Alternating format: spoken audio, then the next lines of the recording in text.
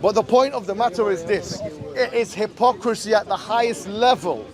It is a double standard at the highest level when you have groups of people in the West, neoconservatives, alt-right, whatever you want to call them, who actually support the state of Israel, and they call for process of normalization with Israel. You have even Muslims voting Democrat because Joe Biden is apparently better than his alternative. Well, actually, he's not. In fact, those Muslims who voted for him should be ashamed of themselves, knowing that he would be someone who supports this cause. I say very clearly that we should not vote for any of the political parties today. Labour, Democrats, the Muslims should withhold their vote. Because you know why? I'm not saying because voting is kufr or voting is shirk or that. We don't believe in this. But what we are saying is this: if the Labour Party in this country knows that Muslims will vote for them, they don't have to work for it. They don't even have to work for it. The Democrats are pretty confident that Muslims are going to vote for it. They don't even have to work for it. But we see the fact that the Democrats, Joe Biden is saying that had a state of Israel not been there, we would have had to invent one. This, what's his name? Starmer, yeah? I forget his first name. What's his first name? Keir Starmer. Keir Starmer, yeah? Yeah, this fool. He actually is a Zionist by his own confession, and he actually cancelled one of the meetings he had with Muslim organization because they're pro-Palestine. This guy is no different from what you have in the Conservative Party. Therefore, I say this clearly today. In addition to the social media policies that we have and our directives, we should condemn those parties, the Labour Party and the Democrat Party, and we should withhold our vote. We should never give them our vote because they are supporting the wrong side on the struggle. We can't be selfish enough to care about welfare benefits or JSA or whatever you guys, our communities like in this country, a welfare state, at the expense of our brothers and sisters in Palestine being bombed with the blessing of the likes of Joe Biden and Starmer. We cannot vote for these parties. We cannot, and we must make them work for it. If they want us, they have to be very clear on this issue. It's a red line for the Muslim community. The Palestine issue is a red line for the Muslim community. And I say this once and I'll say it again. We will campaign against all political parties which do not candidly condemn the Palestine issue. And we are becoming a major demography here. We'll find in the 2021 census that we're approaching the 10% mark. So you mess around with 10% of the vote, that in the current state will make or break an election, and they know it based on first past the post system. So we are actually an important player in the voting. And what we will say is we will withhold our vote. We will withhold it. If you, as a political leader, are treating the Muslim community and the Palestinian community in the way that you're doing, and we will withhold our vote, and we will condemn Joe Biden and condemn all of those who campaign on his behalf from the Muslim community as well. And they should look again at their strategies in America, the da'iyas there, because it's a wrong strategy. This idea of maslahah, you've completely warped it and destroyed it. Where is bara'? Where you don't believe inna براء منكم مما تعبدون من دون الله كفرنا بكم وبدا بيننا وبينكم العداوة والبغضاء أبدا حتى تؤمنوا بالله وحده. That's what Abraham said. We are disassociated with you. It's in the Quran, chapter 60, verse 7. And with what you believe in. كفرنا بكم. We disbelieve in you. وبدا بيننا وبينكم العداوة والبغضاء. And between us is just enmity and hate. We say this to the Zionist state. There's nothing but enmity and hate between us. We hate you. And we love to hate you. And in fact, we, just like, you know, actually I'll say something. I read his book, Begin. Machaim Begin, or whatever his name is. It's called The Revolt. And he says in the beginning how much he hates the Palestinians and how hate is a good thing. Well, you know what? We hate you too. And it's a mutual hate. There's reciprocity. We hate you too, to the Zionists that are bombing the children and killing them and making people suffer. And not even, by the way, they're not even offering compensation. Have you thought about that? Think about that. They've killed so many people, 266. Of them, 30% children, 20% women, 75% women, children and civilians. You've killed hundreds of people and you don't even want to compensate them.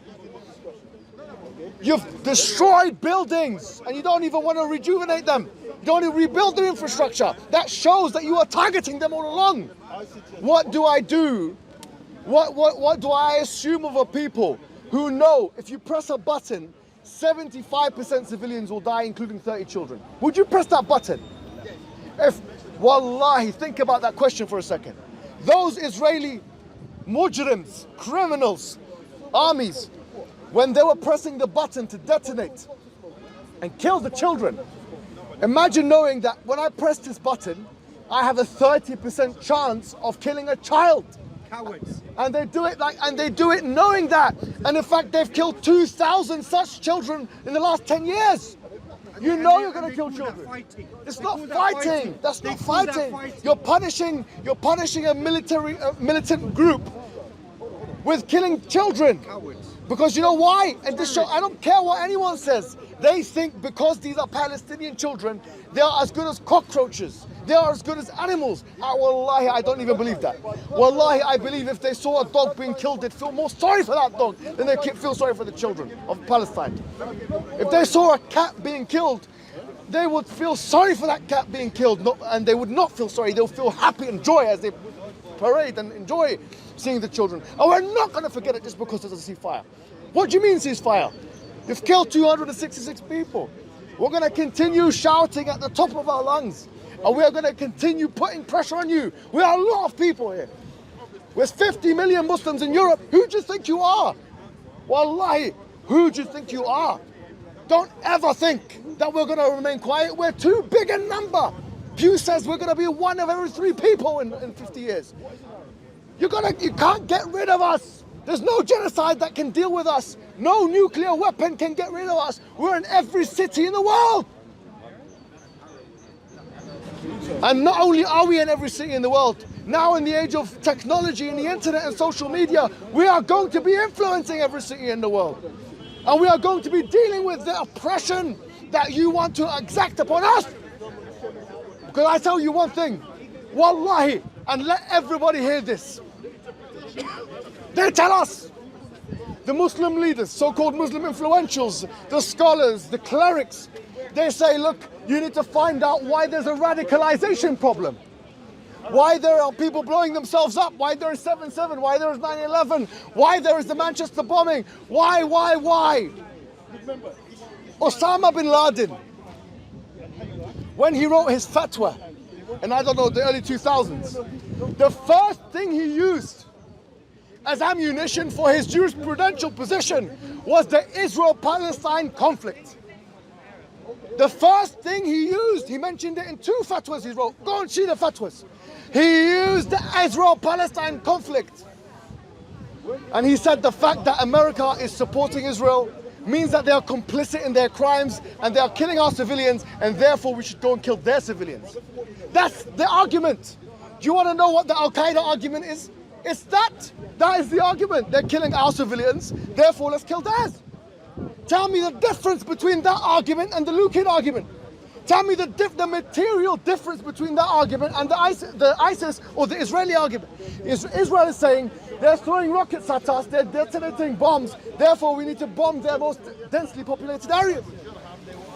We need to kill their civilians, collateral damage.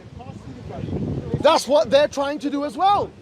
So Osama bin Laden uses this as ammunition. And when you have weak words, fumbling, pathetic, weak words from world leaders like Joe Biden saying that Israel has the right to defend itself. You are putting your own populations at danger, you foolish people, by saying that. Some fool now, some Muslim hyper-zealous fool will take your words and then contradistinct it, juxtapose it, contrast it, change it, analyze it in corroboration with. They will compare it with the words of Joe Biden. And what that narrative does, that political narrative, it gives complete currency to the terroristic position, the radical Muslim position. Then don't come to us and say, why are you not de-radicalizing these people? We're trying to de-radicalize them and tell them, actually, we don't believe in killing women and children in any circumstance. Because the Prophet said this, and the Prophet said that, and the Quran says this, and the Quran says that. But when emotions get into the picture, Our argument, which is a rational and textual and jurisprudential argument, will not be as strong as the emotional argument of the terrorists. And you're making their argument stronger by siding with Israel. So don't be shocked to find some dumb guy, some monstrous Muslim, but blows himself up in the next couple of weeks. I'm not going to be shocked. If I see that, I'm going to expect it. I'm not going on trains. You're putting your own populations in danger. You're putting us in danger by not taking a firm stance. Because they say, okay, well, if we're going to trade on civilians, we're going to kill your civilians as well. It's an alliance, they say. The leaders of this country and the leaders of the West have a duty to their own populations. And to us, to make their position clear. Don't have double standards when it comes to terrorism. Do not. Because that will make the world a more dangerous place. And we're looking for world peace. We're looking for a situation where we've got nuclear weapons, 7 billion people. We can't handle this stuff anymore. No. So this is what I say. So many good things. Okay. And therefore I conclude. Science, technology, medicine. Wassalamu alaikum wa rahmatullahi wa barakatuh.